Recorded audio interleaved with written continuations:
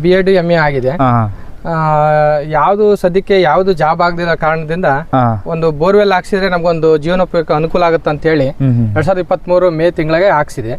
ಹಂಗಾಗಿ ನಮ್ಗೆ ಒಂದು 2.5 ಇಂಚ್ ನೀರ್ ಸಿಕ್ತು. ಹಂಗಾಗಿ ಆದ್ಮೇಲೆ ಫಸ್ಟ್ನೇ ಸಲ ಈರುಳ್ಳಿ ಮತ್ತೆ ಮೆಕ್ಕೆಜೋಳ ಅವೆಲ್ಲ ಬೆಳೆದ್ವಿ. ಪರವಾಗಿಲ್ಲ, ಒಳ್ಳೆ ಲಾಭನೇ ಬಂತು, ಒಳ್ಳೆ ರೇಟ್ ಇತ್ತು. ಅದೇ ನೀವು B.Ed ಮಾಡಿದ್ರಂತಂದ್ರಿ, B.Ed ಮಾಡಿದ್ರೆ ಕೃಷಿಗೆ ಯಾಕೆ ಬಂದ್ರಿ ಅಂತ? ಸರ್, ನಾವು B.Ed ಮಾಡಿದ್ವಿ. B.Ed ಮಾಡಿ ಒಂದು 2 ವರ್ಷ ಗೆಸ್ಟ್ ಟೀಚರ್ ಆಗಿ ವರ್ಕ್ ಮಾಡಿದ್ವಿ. ಮತ್ತೆ ಅದು ಕಾಲ್ಫರ್ ಆಗೋದು ಲೇಟ್ ಆಯ್ತು. ಮತ್ತೆ ಪರ್ಮನೆಂಟ್ ಫ್ಯಾಕಲ್ಟಿ ಬಂದು ಅಲ್ಲಿ ವೇಕೆನ್ಸಿ ಇಲ್ದಂಗ ಆಯ್ತು. ಹಂಗಾಗಿ ನಾವು ನೆಕ್ಸ್ಟ್ ಎಲ್ಲಾ ಕಡೆ ಟ್ರೈ ಮಾಡಿದ್ವಿ, ಯಾವ್ದು ಅನುಕೂಲ ಆಗ್ಲಿಲ್ಲ. ಹಂಗಾಗಿ ಈಗ ಸ್ವತಃ ಒಂದು ಉದ್ಯೋಗ ಕಂಡ್ಕೋಬೇಕಮ್ಮ ದೃಷ್ಟಿಯಿಂದ 2023 ಇದು ಬೋರ್ವೆಲ್ ಹಾಕ್ಸ್ಕೊಂಡು ಒಂದು ಅನುಕೂಲ ಮಾಡ್ಕೊಂಡ್ವಿ. ಪರವಾಗಿಲ್ಲ, ಒಂದ್ ಲೆಕ್ಕಾಚಾರಕ್ಕೆ ಒಂದು ಜೀವನೋಪಯೋಗ ಒಂದು ಅನುಕೂಲ ಆಗೈತೆ.